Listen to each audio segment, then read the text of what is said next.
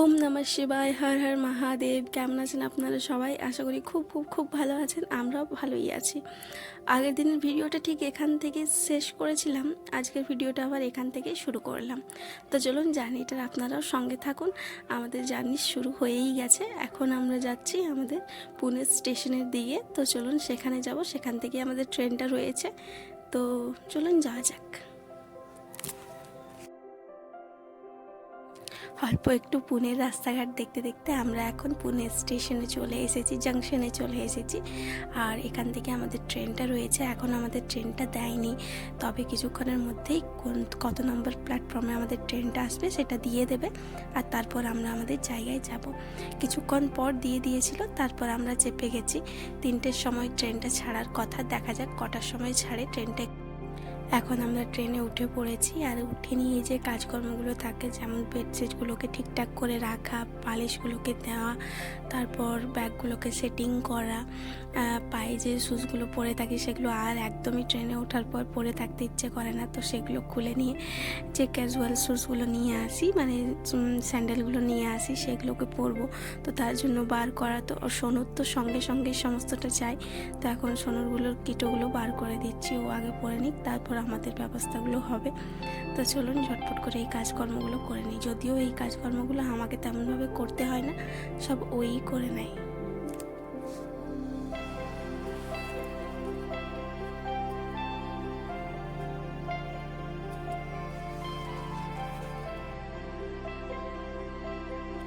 ট্রেনটা একদম রাইট টাইমে ছেড়েছিল, একদম 3টার সময়তেই ট্রেনটা ছেড়েছিল। তাহলে চলুন, আমাদের কিছুক্ষণ আসাও হয়ে গেছে, কিছুটা পথ, মোটামুটি 1 ঘন্টা মতো এলাম।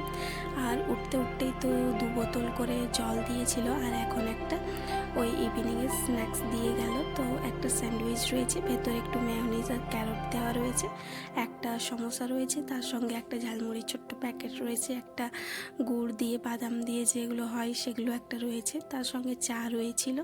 ব্যাস এগুলোই ছিল। দুরন্ততে এই একটা সুবিধা, টাইম টাইম একদম খাবারগুলো চলে আসে। আর মোটামুটিভাবে অন্য অন্য ট্রেনের থেকে দুরন্তর যে খাবারগুলো সেগুলো একটুখানি খাওয়া যায়। তো চলুন, আমাদের এই ওয়েলকাম কিটে যে খাবারগুলো দিয়েছে সেগুলো ঝটপট করে খেয়ে ফেলি, কারণ প্রচণ্ড খিদে পেয়েছে।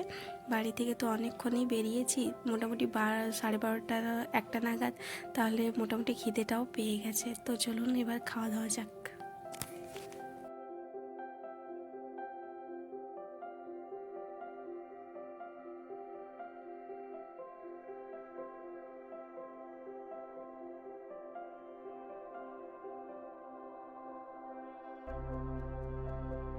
চলুন তাহলে বিকেলে চা আর স্ন্যাক্স খেতে খেতে এই বাইরের দৃশ্য উপভোগ করতে করতে জার্নিটাকে আরামদায়ক করা যাক কিছুটা হলেও।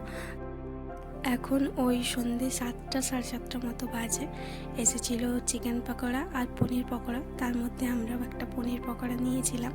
তো চলুন এখন সেইটাকেই উপভোগ করি। বেশ গরম গরম আর সুন্দর রয়েছে কিন্তু পনির পকোড়াগুলো, আমি একটা টেস্ট করে আগেই দেখেছি।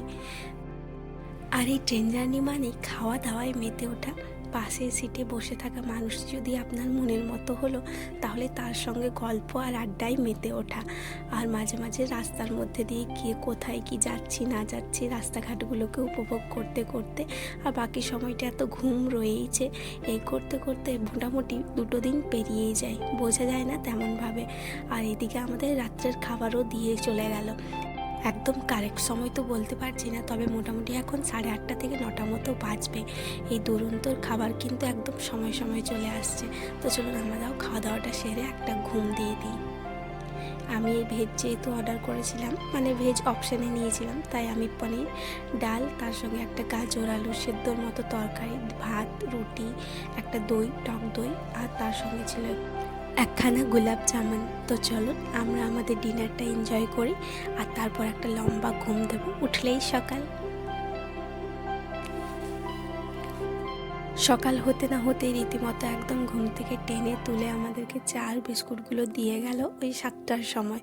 আমি উঠে গেছিলাম, বাকি আর কেউই তেমনভাবে উঠেছিল না আমাদের কামরায়। তো আমার চাটা আমি তখন নিয়ে নিয়েছিলাম, আর ও উঠে গেছিলো। তো চলুন ঝটফট করে এবার চা খাবো আর বাইরের দৃশ্য উপভোগ করব। বাকি ট্রেনে এখন সবাই নিস্তব্ধভাবে ঘুমোচ্ছে, আমরাই শুধু জেগেছি, তাই আর হইচই করছি না, চুপচাপ চা খাচ্ছি আর রাস্তাটা উপভোগ করছি। আর এখন সকাল সকাল তো দেখতে বেশ ভালো লাগছে, তবে এই আমার সামনের জানলাটা একদমই খারাপ পজিশনে, কেমন একটা ফেটে গেছে, ভালোভাবে ধোয়া ছিল না বলে ক্যামেরায় ভালোভাবে ফটোগুলো আসছে না বাইরের। দাঁড়ান, আমার চাটা তো আমি বানিয়ে খেয়ে নিয়েছি, এখন ওর চাটা বানিয়ে দিই। আর এই ছুটন্ত ট্রেনের মধ্যে চা বানানোটা কিন্তু খুব ডিফিকাল্টি মনে হচ্ছে, এত নড়ছে এই কাপগুলো।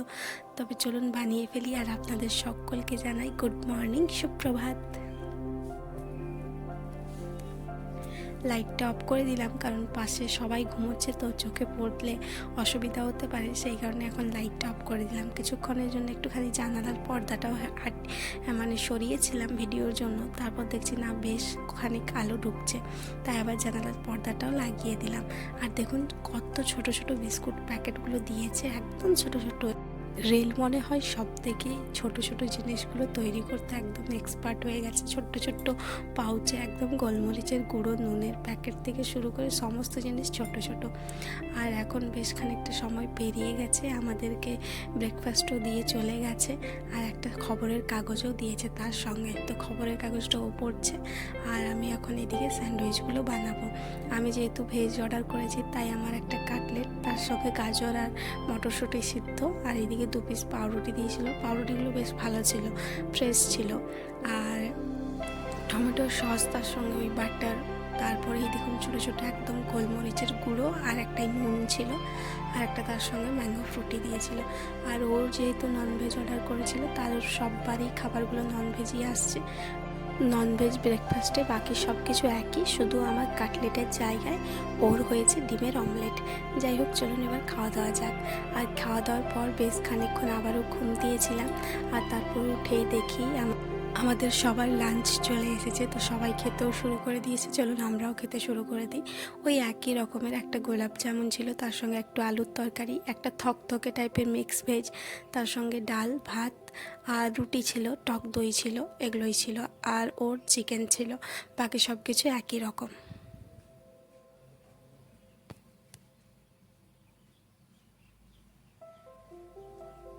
এখন আমরা বেশ অনেকটা পথ অতিক্রম করে চলে এসেছি। জানি না এই জায়গাটা কোথায়, তবে বেশ ভারী ভালো জায়গা। গোটা রাস্তাটাতেই মোটামুটি ছোট ছোট এইরকম পাহাড় দেখতে পাওয়া যাচ্ছে, মাঝে মাঝে সমতল ভূমিও আছে বটে, তবে পাহাড়, নদী, সমতল ভূমি, বন জঙ্গল, এই সমস্ত কিছু দেখতে দেখতে আমাদের জার্নিটা বেশ সুন্দরভাবেই কাটছে। এই দেখুন বন্দে ভারত ট্রেনটাও পেরিয়ে গেল। আর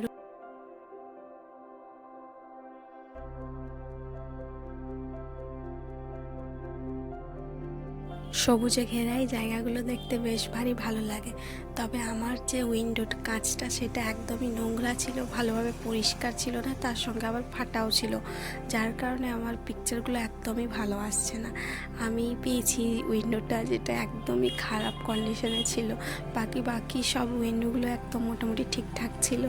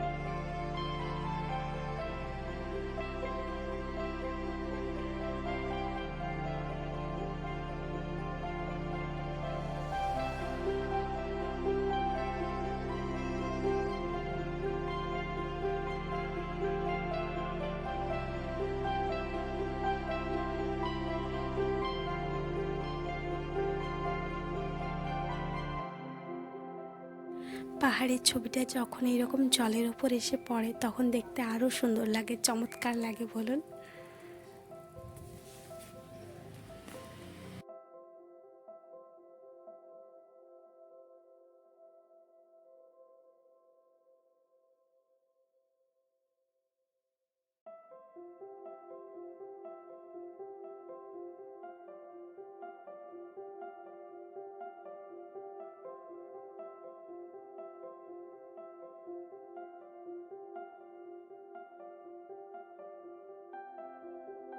ট্রেনটা রাইট টাইমে ছাড়লেও কিন্তু 5 ঘন্টা মতো লেট করে দিল। আমাদের হাওড়া স্টেশনেই নামবার কথা ছিল, কিন্তু দেখলাম হাওড়া স্টেশনে যদি নামি তাহলে রাত্রেবেলায় আর কোনো যোগাযোগ নেই বাড়ি আসার। পুরো রাতটা আমাদেরকে হাওড়া স্টেশনেই কাটাতে হবে, তারপর একদম সকালে ওই 6টার দিকে ট্রেন পাবো। আর এই ট্রেনটা হাওড়াতে ঢোকাবে দেখাচ্ছিল 10টায়, কিন্তু এখন দেখাচ্ছে রাত্রি 12টায় ঢোকাবে। আর ততক্ষণে আর কোনো ট্রেন পাবো না আমাদের বাড়ি আসার জন্য। তো তাই আমরা ডিসিশন নিলাম এখন ব্রেকফাস্ট খেতে খেতে যে আমরা তাহলে টাটানগরেই নেমে যাব। টাটানগরে রাইট টাইম ছিল 4টার সময়, এখন দেখাচ্ছে সেটা 7টার সময় ঢোকাবে। তো দেখা যাক 7টায় আদৌ ঢোকায় কিনা। আর এখন আমাদের বিকেলের যে স্ন্যাক্স সেটা দিয়ে চলে গেছে।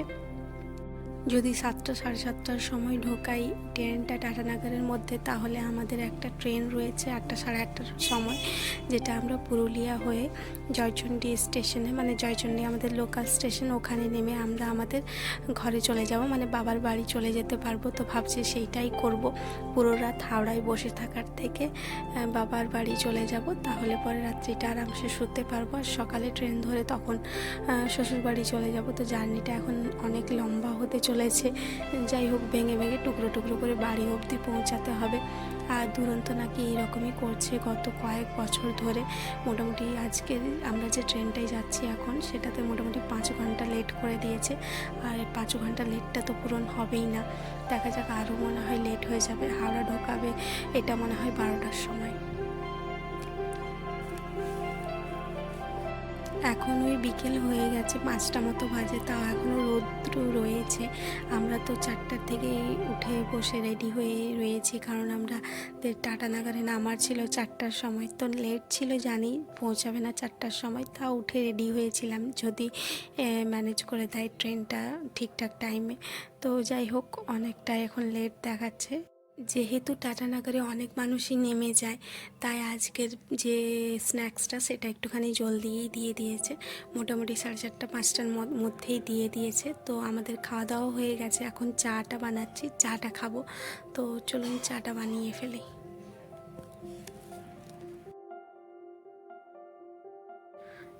আর এই একদম পুচকি পুচকি প্যাকেটগুলো খুলতেও এত অসুবিধা হচ্ছে, তাও টেনে টুনে খুলতে হবে আর কি।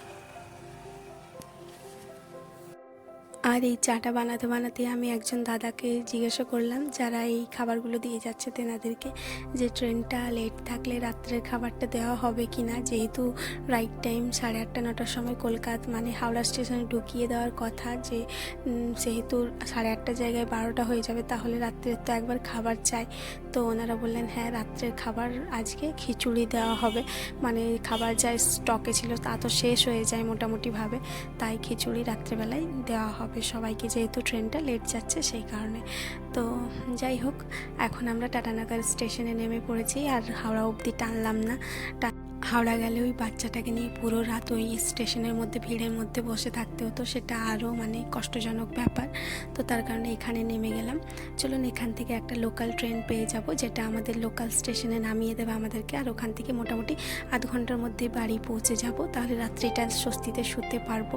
তো আজকের মতো যাত্রাটা এখানেই শেষ করছি। পরবর্তী পর্বে আবারও গল্পে দেখা হবে আপনাদের সঙ্গে। ততক্ষণের জন্য সবাই খুব ভালো থাকবেন, সুস্থ থাকবেন। লোকাল ট্রেন যেহেতু, রিজার্ভেশন তো নেওয়া ছিল না আগের থেকে, জানতাম না যে এই ট্রেনটা পাবো, তবে অ্যাডজাস্ট করে চলে যাব।